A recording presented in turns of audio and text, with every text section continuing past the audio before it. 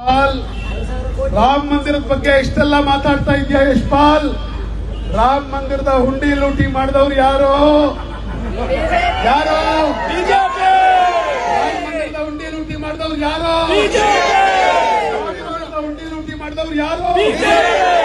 ಮಂದಿರದ ಹುಂಡಿ ಲೂಟಿ ಮಾಡಿದವ್ರು ಯಾರು? ಆದ್ರೆ ಯಶ್ಪಾಲ್ ಪಾಪ ಸುಧೀರ್ ಬುರಾಳಿ ಕೇಳಿದೆ ನಾನು, ಅಂಧಭಕ್ತಿ ಅಂದ್ರೇನು? ಅವ್ರು ಹೇಳ್ತಾ ಇದ್ರು, ದೆಹಲಿಯಲ್ಲಿ ಯಾರೋ ಒಬ್ಬ ಹುಡುಗ ಹೇಳ್ತಾ ಇದ್ದಂತೆ ಅಂಧಭಕ್ತಿ ಅಂದ್ರೇನು ಅಂತಂದ್ರೆ, ಬಿಜೆಪಿ ನೋಡಿ 5,000 ಜನ ಹೇಳ್ತಾ ಇದ್ದಾರೆ ಯಾರು ಲೂಟಿ ಮಾಡಿತ್ತು ಅಂತಂದ್ರೆ ಬಿಜೆಪಿ. ಯಾರು ಲೂಟಿ ಮಾಡಿತ್ತು ಅಂದ್ರೆ ಬಿಜೆಪಿ. ಹೌದಾ? ಉಡುಪಿಯಲ್ಲಿ ಈ ನಡುಬೀದಿಯಲ್ಲಿ 5,000 ಜನ ಹೇಳ್ತಾ ಇದ್ದಾರೆ ಆ ರಾಮನ ಹುಂಡಿ ಕದ್ದವ್ರು ಬಿಜೆಪಿಯವರು ಅಂತ.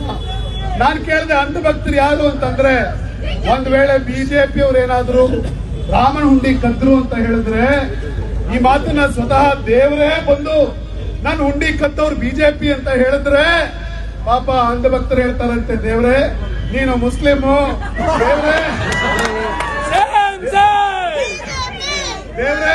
ನೀನ್ ಪಾಕಿಸ್ತಾನಕ್ಕೆ ಹೋಗು, ದೇವ್ರೆ ನೀನ್ ಆಂಟಿ ನ್ಯಾಷನಲ್ ಅಂತ ಹೇಳ್ಬಿಡ್ತಾರಂತೆ.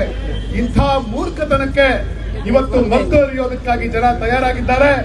ಈ ಗುಂಡಾಗರ್ದಿ ನಡೆಯಲ್ಲ, ನಿಮ್ಮ ಮೋಸ ಸುಳ್ಳುಗಳು ನಡೆಯಲ್ಲ. ದೇಶ ಜಾಗೃತವಾಗಿದೆ, ದೇಶ ಎಚ್ಚೆತ್ತಿದೆ. ಯಶ್ಪಾಲ್ ಸುವರ್ಣ, ಉಡುಪಿ ಜನ ಕೂಡ ಎಚ್ಚೆತ್ತಿದ್ದಾರೆ.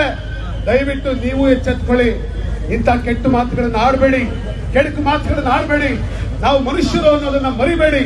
ನಿಮ್ಮಂತೆ ರಾಹುಲ್ ಗಾಂಧಿನೂ ಮನುಷ್ಯ, ನರೇಂದ್ರ ಮೋದಿ ಕೂಡ ಮನುಷ್ಯ. ನಾವ್ ಯಾವತ್ತೂ ಮೋದಿ ತಾಯಿ ನಂಗಿಸ್ಲಿಲ್ಲ, ನೀವು ರಾಹುಲ್ ಗಾಂಧಿ ತಾಯಿ ನಂಗಿಸಿದ್ರಿ. ನಾವ್ ಯಾವತ್ತೂ ಮೋದಿ ತಂದೆ ನಂಗಿಸ್ಲಿಲ್ಲ, ನೀವು ರಾಹುಲ್ ಗಾಂಧಿ ತಂದೆ ನಂಗಿಸಿದ್ರಿ. ನೀವಿವತ್ತು ಪ್ರಧಾನ ಮಂತ್ರಿಗೆ ಒಂದು ಗೌರವ ಇರುತ್ತೆ ಅಂತ ಭಾಷಣ ಮಾಡ್ತಾ ಇದ್ದೀರಿ.